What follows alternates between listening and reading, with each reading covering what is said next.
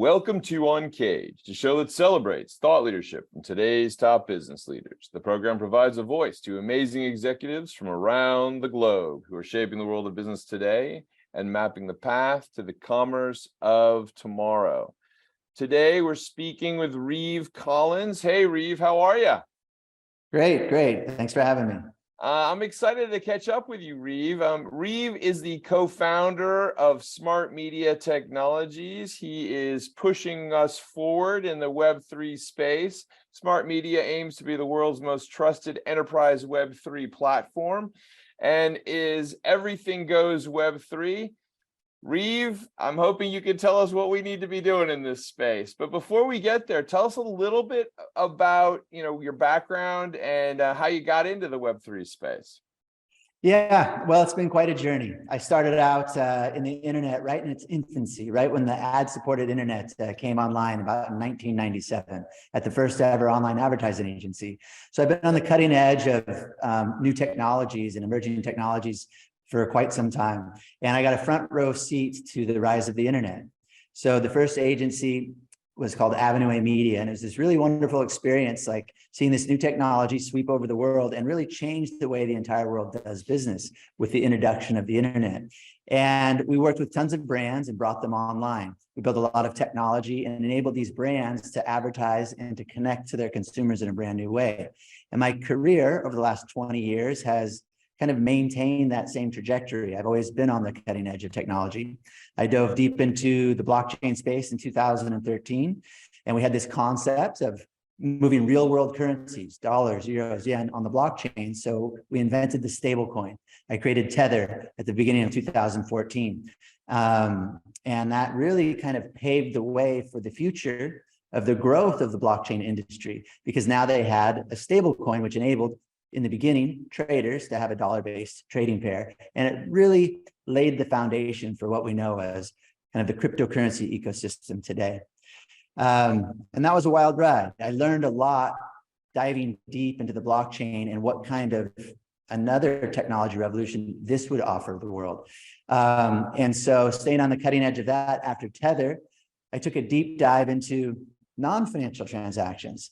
Since it's so complex with the regulatory landscape to deal with the various types of financial services and financial transactions around the world and deal with the governments and the regulatory landscape there, we looked at what would it mean to create programmable tokens. So if you had a token that represented ownership of a real physical good or just a digital good, and you could share that with others. And so that was really the advent of the NFT. So in 2015, we created the first ever platform for people to create NFTs. At the time, there wasn't even really a word NFT. So we created these highly programmable tokens. Now we call them smart NFTs, and built a ton of technology. In 2017, I did an ICO. So I really got to understand these new ways to raise money on the blockchain. We did an ICO, built this extraordinary technology. That company was called Block V. And it enabled people to build highly programmable tokens that move on blockchains, which we now know as NFTs. And then we kept building the technology, but it took a number of years for a real use case to emerge. So the world really, end of 2019 and 2020 is when NFTs hit the scene. And the first use case was gambling. People would get NFTs, they'd buy all these images, they'd hopefully, trade them and flip them and hope they would go up in price. And it created this frenzy. Now that bubble has burst, that NFT 1.0, the speculation on digital assets around collectibles really has come to a close. But the benefits of it was it attracted an entirely new kind of audience into this space, because prior to NFTs, it really was financial transactions. It was traders and people interested in more the financial aspect of what the blockchain could offer. But now collectors, gamers, artists, a lot more people got involved because of NFTs. So that brings us to today. In 2019, end of 2018, I started another company, which you mentioned earlier, SmartMedia Technologies. So this is still before there was this Web3 movement. And what we did with SmartMedia, we built on top of the technology we built at Block V, which is kind of the infrastructure and the protocol for NFTs. And we built a Web3 enterprise solution. And again, this is really before Web3 became a thing. We were trying to bring NFTs to brands. We said, look, this is a new way to connect on a one-to-one basis with your consumer. This is a new way for brands to actually provide value to their consumers. And so NFTs are the future of advertising. We were very early, and it took a number of years. And even in 2020, we were still too early because brands weren't using it. The consumers were just using it to still speculate on assets.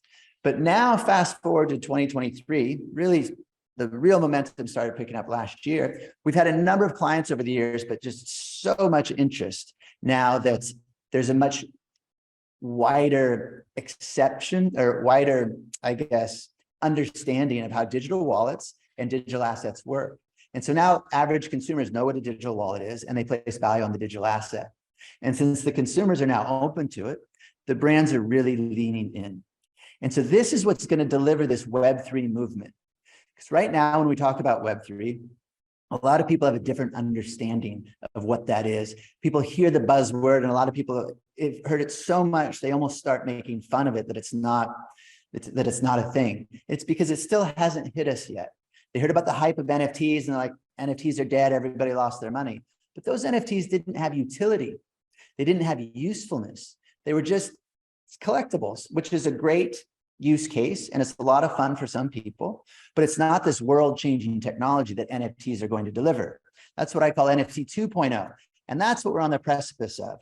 NFT 2.0, which are digital objects with utility, with value. They actually bring you usefulness, and they actually give you a way to monetize these digital assets, and a way to monetize your time online. So Web3, and the first use cases that the average consumer will experience will be from brands. And it will simply mean that you now have a wallet. And in that wallet, the brands will provide you NFTs or digital objects, which are objects of value. So here's an example. For the last 20 years, everybody's been logging into websites with email addresses. And what happens then?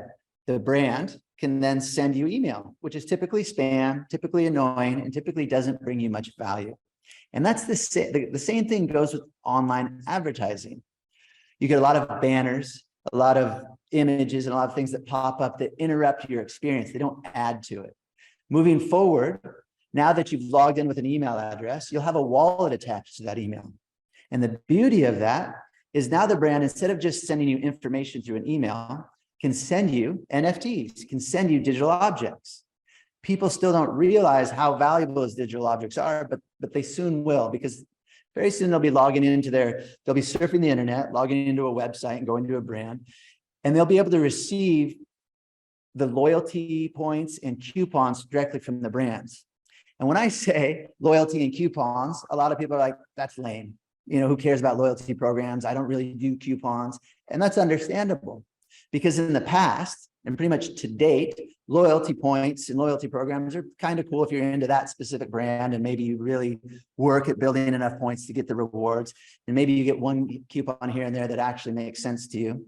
And so there's not a lot of value. But moving forward, loyalty and couponing in the Web3 world is going to bring us all an extreme amount of value.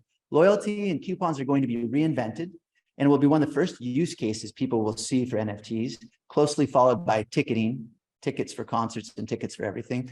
Those will all go into your digital wallet and have a lot of value. The reason why these NFTs and coupons will now have a lot of value is because the brands have an ability to make that coupon or that loyalty point worth a significant amount of money, because they were able to send it to you without spending all the extra money on advertising to get it there, because you've logged in or they have your email address, they have permission to send you something. And even if that brand gives you something that you don't care about, that you don't place value on, someone else will. And the beauty is all these digital objects are interoperable. So you'll have a wallet filled with goods that's worth something, maybe not to you, therefore you can sell it or trade it for something that is worthwhile to you. Therefore, your loyalty programs and your couponing and surfing the web where you log in and you collect these NFTs is going to be valuable to you, because now there's going to be a robust secondary market. It's a lot. I mean, I think that it's an interesting moment. Certainly, I think that if anyone who lived through the pandemic and was involved in the digital world probably got excited about crypto and saw that boom and ultimately some of the challenges that have come out of that. Then we've seen the spread of that NFT movement, of which brands did a lot. I mean, brands were doing what I would call it the shiny object. They were lots of shiny object promotions, lots of stores set up. Pepsi did their thing. And now you're saying that we're at a point where we're going to see another step forward. That's great. I mean, I certainly see the excitement. Are you imagining that we're going to see a lot of activity this year in 2023? Or how do you imagine these perhaps more kind of experiential NFTs in a way? They kind of almost trigger loyalty, trigger an experience of some sort. How will those kind of manifest themselves? Yeah, it's going to be very subtle for the end user. They're going to get these experiences that are more interactive and engaging from brands, and they'll do it. Here's the easiest example is, say, a sweepstakes. So a brand, we work with a company called Fjallraven, it's a really popular youth brand, and they have these great backpacks. And so in the past, we've done digital backpacks. So the brand says, win a backpack a day, go collect all these digital backpacks. You can go into the store and there'll be an augmented reality, this backpack spinning around, and you can collect it, put it in your wallet, and then it turns into an entrance into a sweepstakes to win one, and they give away a backpack a day. Another example is Pepsi. They did a collaboration with PlayStation and Doritos, and we put these loot crates for Call of Duty, for the Call of Duty game, all around the UK. And so people could go around and do this kind of Pokemon Go style augmented reality scavenger hunt and get a loot crate, and they'd capture it. It would open up and they would see if they won a PlayStation or if they won the game or if they won some of the accessories. And so it really makes a much more engaging and interactive experience. Last Easter, we did a really fun golden Easter egg hunt in Australia. Ben & Jerry's put these augmented reality Easter eggs all around Australia, and a lot of them around all of the Ben & Jerry ice cream shops in Australia. And users could go and collect the eggs, and if they got the golden egg, they would win a free ice cream at the store. And so these are just the first kind of examples of how you can make a more engaging experience for your consumer with your brand.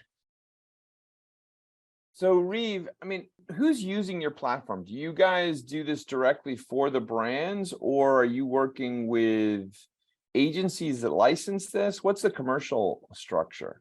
So it's an excellent question. And the best analogy, I don't know if you recall how search engine advertising has evolved over time. So back in the beginning, it was Yahoo with well, just think about Google AdSense, but it wasn't that in the beginning. But anyways, back in the day, the websites had the ability for anyone to log in and post their business and promote it online as paid listings. It was complicated though. And so there's tons of agencies that did all that work for them. But now today, anyone can log into Google and buy AdWords. It's really simple, and brands do it directly. So this is the same. This was a new technology. So in the beginning, we had to provide a high touch, full service offering where we go to the brands and we say, we have this platform, we'll create a wallet, we'll build all these really interesting NFTs, and we'll do an activation for you, and we'll promote it and market it, and it'll be this turnkey package. So you can get all these consumers to interact with your brand and get their rewards. And so we've done that for a number of years. And now we're just getting to the point where we're offering our platform. It's a software as a service platform. So the brands and agencies can do it directly. We still do a lot of hand holding until they get up to speed and train on the platform. But very soon in the future, we will just be the software provider that all the brands and these large agencies will log into, and they'll create their own campaigns. So ultimately, we are a technology provider that enables agencies and large enterprises to create all of their own Web3 experiences. Yeah, that's great. I mean, I've noticed that over the last really 18 months, a lot of big companies, Fortune 500 companies, have new people on their marketing teams they'll have these kind of funky titles like Meta 3 manager or something along those lines, right? Really kind of, I guess, tasked with thinking about how the brands that are part of a portfolio can take advantage of this type of space. And many agency groups have actually done the same thing. They'll have kind of their Web3 people in-house, but the need for a platform is truly there. I mean, in the sense that, if you use the search analogy, I think it's a good example of the fact that there were a lot of, I'd say, middleware platforms that agencies used to buy and plan for search. Certainly, same thing happened in the mobile marketing space, right? Design and plan mobile campaigns. So completely makes sense. I love the model. And certainly now there's almost like that ecosystem of players going forward. So, I mean, we see these announcements and we see the renaming of a Facebook to something like a metaverse. And so there's clearly a huge commitment to this space going forward. Where's your head at right now, in the sense that there's been kind of this balance of some of the challenges we've seen in the news. There's this tremendous promise. How do we build that kind of trust back in the space to really kind of take it to the next level? Yeah, it's a great point. And there's so much hype and sensationalism, especially with Meta. Facebook changed its name to Meta. People have these grandiose expectations. And then when Facebook kind of offers horizon and it falls flat and it's not interesting, and it's going to take some time for that type of world to gain traction, the technology and adoption to take place. My belief, and what people are going to soon experience, Metaverse 1.0, because we've been talking about it a lot, and everyone also with Metaverse has a different experience because they've heard of Ready Player One, and most of them have seen that movie. And yes, that is the future, but that could be a decade away. It's going to take a while for the compute power to get to that point where we have this extraordinary immersive world. But the first experiences people will have of metaverses will be these more small boutique experiences. I believe there'll be an upgrade in addition to a website. There's no reason to get caught up in the word metaverse in this massively connected world. However, look at the websites that we've used for the last 25 years. They haven't changed much. They're two-dimensional. And years ago, there was an update where Flash was invented, and now they became more animated, and then they added video, but they're still two-dimensional and just this information portal where you scroll and click links. However, we have been playing these massive multiplayer online video games for 20 plus years as well. Those are not two-dimensional. Those are extraordinary worlds. You meet all your friends online and you run around and create and do quests and complete tasks and have a lot of fun. So it's just taking that type of environment and experience and adding it to a website, upgrading the website, making the website three-dimensional. So imagine in the near term, in the near future, you'll be going to a website and you'll be scrolling through the information, and it may have a button that allows you to come inside, allows you to experience the website. So you click it, and now it's the metaverse section. It's the 3D interactive section of that website. And it's just a better and new way to merchandise whatever product that website's selling. Because as I've said, you played video games with your friends for the last 20 years, but you've never been able to go online shopping. So very soon, you and I will be able to go to the Tesla website, click a button, go inside and walk around a dealership, talk to a person. We can chat with each other, have a conversation with a sales rep, sit in the car, experience it, maybe talk to a stunt driver and have them show us a big video in this immersive space of what it looks like to rip around a track in a Tesla. So those will be the first applications I feel that consumers will actually get a lot of value out of the metaverse, other than these immersive worlds that are out there now that are more entertainment based. Yeah, I certainly think the entertainment foundation is there from all of the gaming. I think as a parent watching your kids grow up during this last, let's say, decade, it was incredible for parents to make the assumption that their children were not being social, when in fact, actually, they were wildly social inside these games and metaverses. It really hit home one time when my wife was complaining about how our son was sitting in his room all day and, he needed to get out and socialize, etc. And then we went out to a dinner and we walked into a restaurant, and it became very clear that all of the kids that were in the restaurant, that my son had been in some online game with them for like all afternoon. So it was wildly social. And you're absolutely right. I think there's a generational component that will embrace that kind of three-dimensionality on the experience.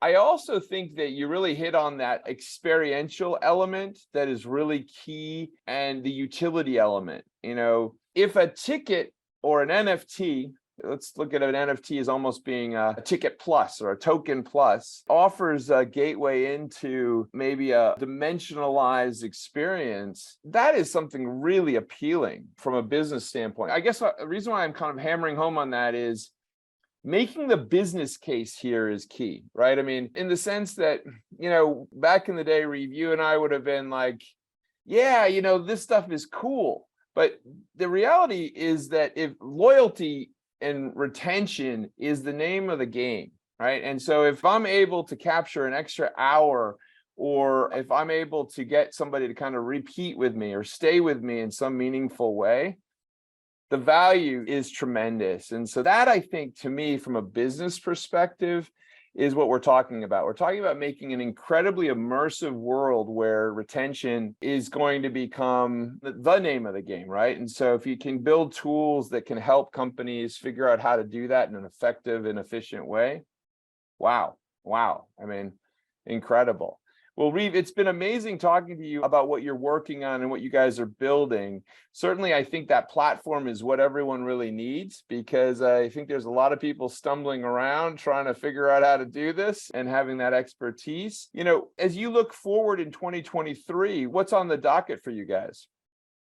Yeah, it's really to delve deeper into this space and empower these global enterprises and large brands to utilize these new tools. And it's going to start with, like I was saying, loyalty and coupons and really connecting to that consumer with the brands. And then ticketing is going to be next, where people are going to get a lot more value out of their ticketing experience. Like today, you'd spend a couple $100s on a ticket to go to a concert, you'd get a PDF, very flat. It's a non-experience. It's just pure utility. But soon, the ticketing experience will be very rich and robust and provide a lot more value to the end user, because instead of the PDF, you'll get this interactive object, and it can be a welcome video from the artist saying, can't wait for you to come and watch my show. This is my favorite show. And then when you're at the door, it will automatically enter you into a drawing, and maybe you'll get upgraded to a front row seat. And then it'll download a packet of coupons for you to get free concessions. You can get free food and drinks at the show. And then after the show, maybe you win a meet and greet with the artist. And then a week later, you'll get a video compilation of that show sent to you. And now you have a true souvenir ticket stub memento that has a compilation. There's only 1,000 of them because there's only 1,000 tickets sold. And it's the highlights of the show. So it makes it just a much better experience. And it gives the brands a lot more data, first-party data with that consumer moving forward to remarket to them. Yeah, I really love that stuff. I think there's a lot of utility there, a lot of value that can be created there. I'm probably not the generations that are going to play too many of the games, but I do know that it seems to kind of hold sway in my household. So there you go. Well, Reeve, thank you so much for being on Uncaged today. We've been speaking with Reeve Collins. He's the co-founder of Block.V, as well as SmartMedia Technologies. We've been talking about SmartMedia Technologies and really kind of how it's, I'd say, one of the first, if not the first, enterprise Web3 platform supporting brands to develop Web3 based solutions, helping agencies take their brands into that space as well. Reeve, thank you so much. It's been a fascinating discussion, and we look forward to having you back. Thank you. I appreciate it. Have a great day.